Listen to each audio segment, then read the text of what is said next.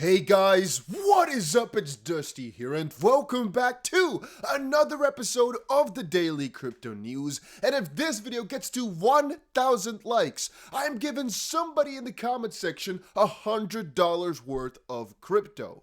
Make sure you press that like button, make sure you are subscribed, and make sure you comment something down below. And let's get going. Right now, guys, I want to let you all in on a little secret.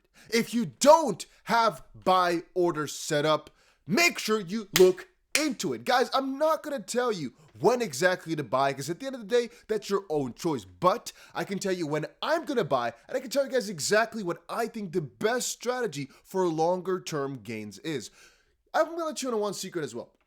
You know how many conversations I've had with people that are looking to retire with crypto?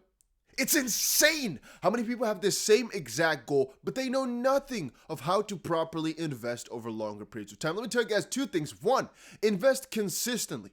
And two, make sure you set buy limit orders. All right, how do we do that? You go to an exchange, Bybit, Binance, Coinbase, whatever one you want to pick it. You go towards a certain specific section on the website that tells you there's a limit to buy. Just check out my Bybit tutorial. A link for that is down below on how to set buy limit orders. And you just make it that, hey, if Bitcoin, for example, we're just using Bitcoin as an example, goes to 38,000, I want to buy some. If Bitcoin goes to 37,000, I want to buy some. If Bitcoin goes towards 31,000, I want to buy some. You can put those orders in before the Bitcoin price goes there so that if we catch another dip like we saw a couple of hours ago, that you actually pick them up instead of actually being behind your computer or phone. It just goes automatically. Very often, these big pump and dump things happen within a couple of minutes or maybe even 20-minute time frame, and you don't have the time to actually press all the buttons. You have to set up your orders up front. Just letting you guys know that that's one of the best things in crypto to do. Then again, I don't even know if I have to put a disclaimer of not financial advice, as just putting up your targets up front and thinking about them properly, I guess should be financial advice, right? That you think about things before you do them. Don't just ape into something. Think about something and make a strategy before you go into something. That's literally the one of the most critical pieces of financial advice. Now, financial advice is what targets to put your prices at. That's completely up to you. To think about them, yeah, that's of course logical that you should do that, obviously. Now, in my own personal little preference-y way, what I'm doing is I have targets for XRP set up. 71 cents, 61 cents, 51 cents, and then like sometimes in some price I put like this 6 as well. So let's say I put it like this: 76 cents, 71 cents, 66 cents, 61 cents, 50. I think I have a target of 59 cents as well. But that's just because I put a couple of arbitrary ones in there because I think it might bounce from those points. And I just have buy orders at all these different points. So if we actually get a crazy dump going, it's going to automatically pick up my coins at the cheapest price, and I can potentially actually get the best dip price ever. Really important thing, a lot of people don't know that. I want to quickly let you guys know because 360 Trader also put over on Twitter that his orders got filled, right? That's one of the most critical pieces. Now, today I don't want to talk actually about the prices whatsoever. Not at all. Just want to talk about what's going on, what I think is going on, and what's going on in the background. $110 million in Bitcoin and ETH got liquidated as Bitcoin dropped below 40K, Ethereum go below 3. Yeah, it was a crazy time, but again, remember, you know exactly what's causing this, right? I've talked to you guys about it on the channel. Let me rephrase it again. The Federal Reserve, IMF warns of turbulence when U.S. interest rates rise. Eurozone unemployment drops. I guess the unemployment dropping is a good thing. Not exactly sure why this is a one-to-one.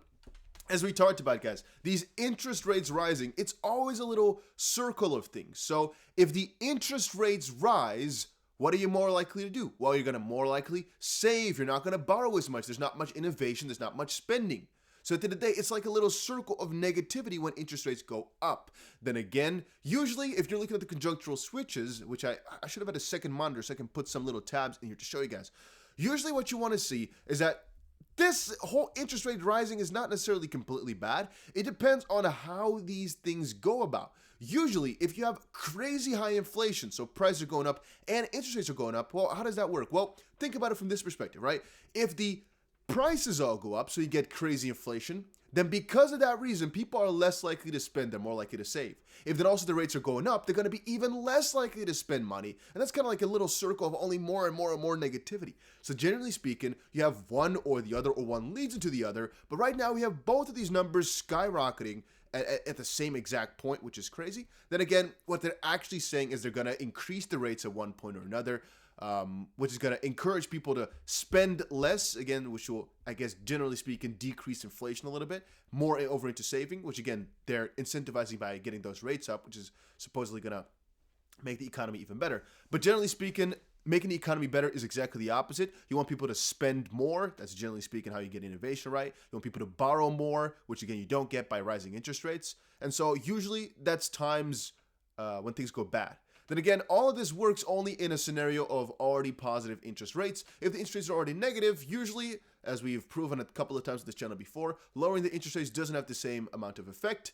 But that's again for innovation and for the opposite side of what's happening right now. Right now, we're facing a little bit of a negative time, and we can also see that back in the S&P price, like I've shown you a couple of times here as well. Right now, it's just not a really juicy time. One of the other things we saw was that Bitcoin drops below 40.6 over new Goldman Sachs expectations about Fed interest rates. Bitcoin has dropped below the 40.6 key area as Goldman Sachs announces its expectations about higher Fed interest rates this year.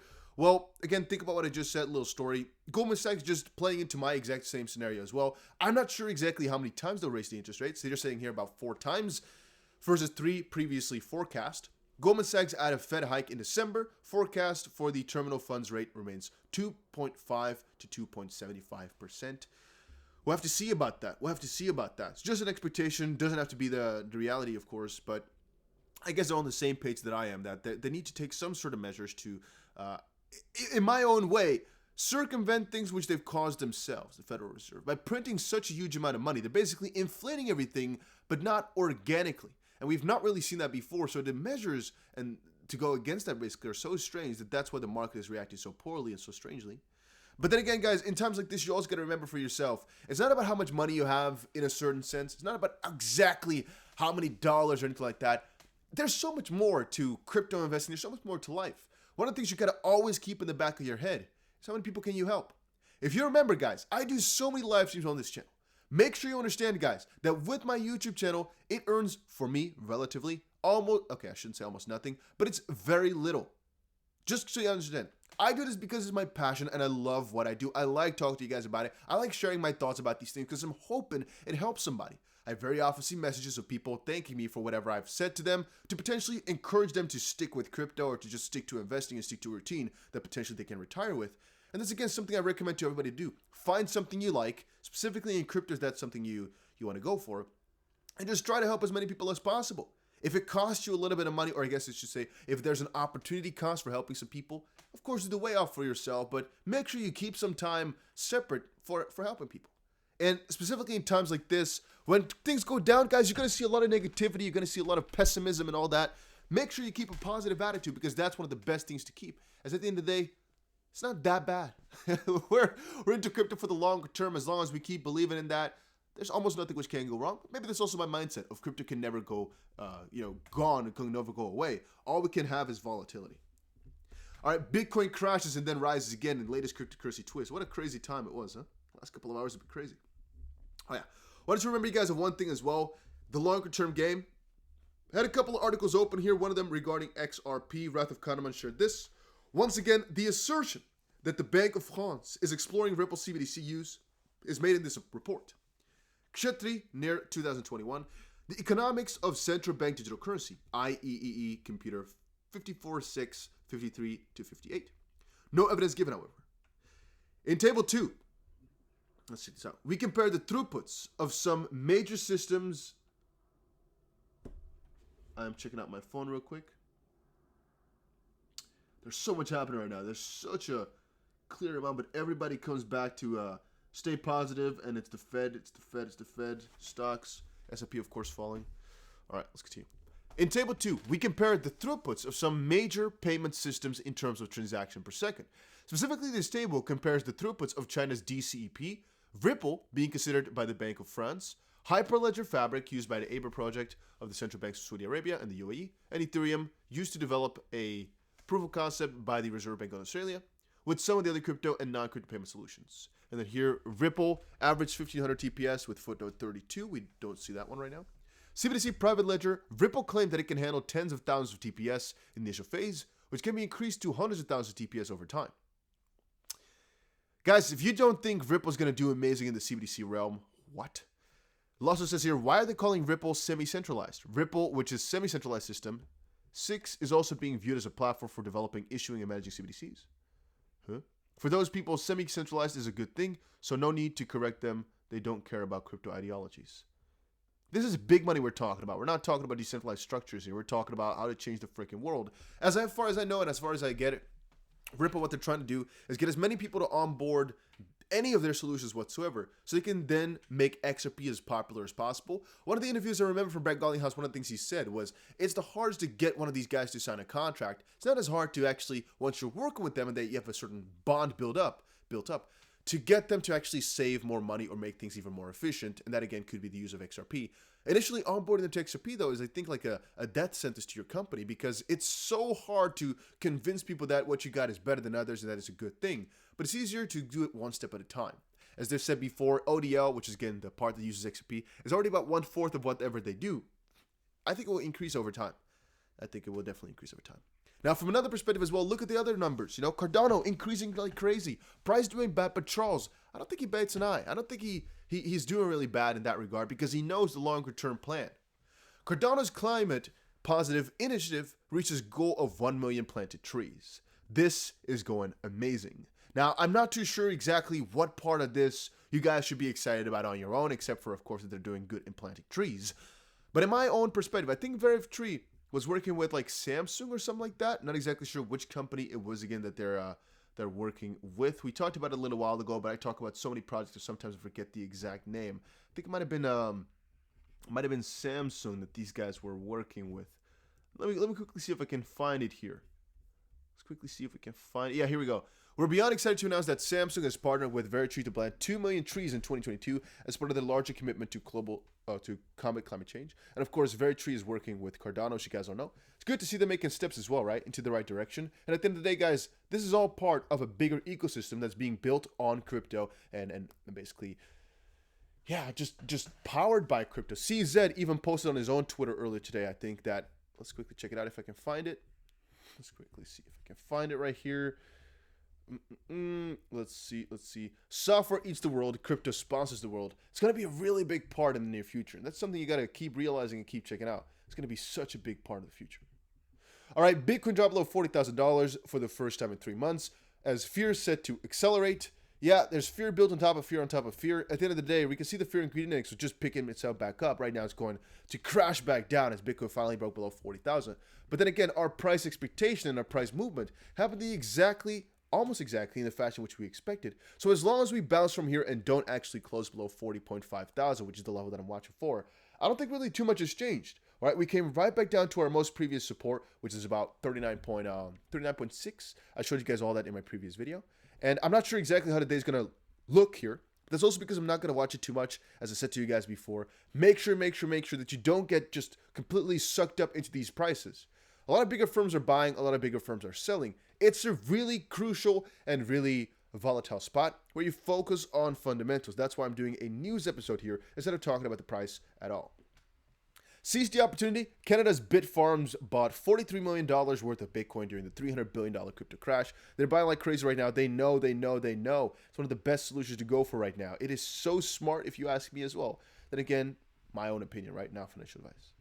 Also, I was looking through here, guys, and what I'm noticing is, oh my days, there's so many people who are also calling every single article that talks about a drop, they're calling it FUD, they're calling it this, that, this, the sellers are losers. In the end of the day, I want to tell you guys that you're not a loser if you sell your crypto, all right? That's definitely not one of the parts. But you got to realize that there will always be these crazy articles or crazy bullish, crazy bearish articles. They'll always be there as news. For a very good part, it's just about getting clicks, right? These guys, they want to make it click whatever they put up here. It's just positive for them. You know, they don't care about the news being good or bad. They just get clicks regardless, so they get traction and so forth and so on. Now, I guess on my channel it works a little bit differently, as I'd rather post a positive message than a negative one, because I'm also really bullish on technology, I guess, just wanting to do good. But then again, there's always a bullish side to any bearish event as well. Think about it from this perspective. Let's say Bitcoin drops to $30,000, $20,000. Think about it. You can actually buy 3 times as much crypto as you could at those higher prices. Something to think about, you know, definitely something to think about.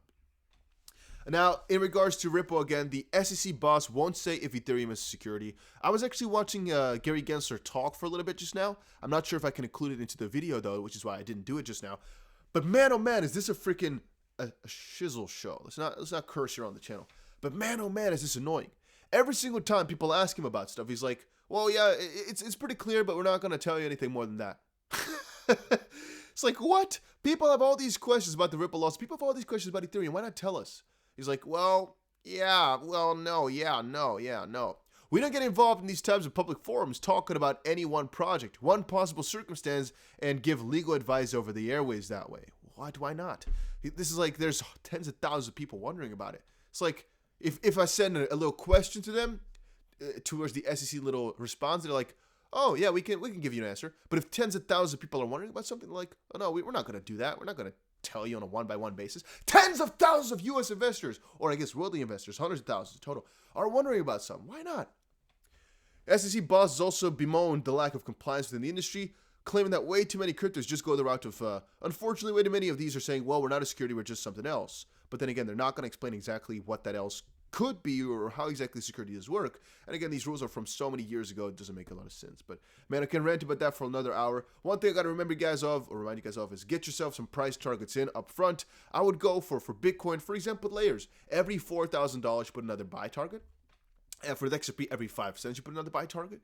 With VeChain, every, for example, 10% down, you put a buy target. And I'm going to make another video over on Patreon tomorrow, where I'm explaining to you guys 2 different strategies on how to buy the dip and how to make the best out of the dip. As with my family right now, I've been buying with every single one of them. Today, yesterday, we've been buying. And I told them it's a scary point. You might catch the biggest dip of all, but you might also catch like a crucial point where the price is going to tumble from here on forward. It's your own risk. What I told them is go 50-50. Get a good bag of money right now, inject it into crypto, but then make sure that it's not your full investment back. Whatever you wanted to invest at that point, divide it by 2.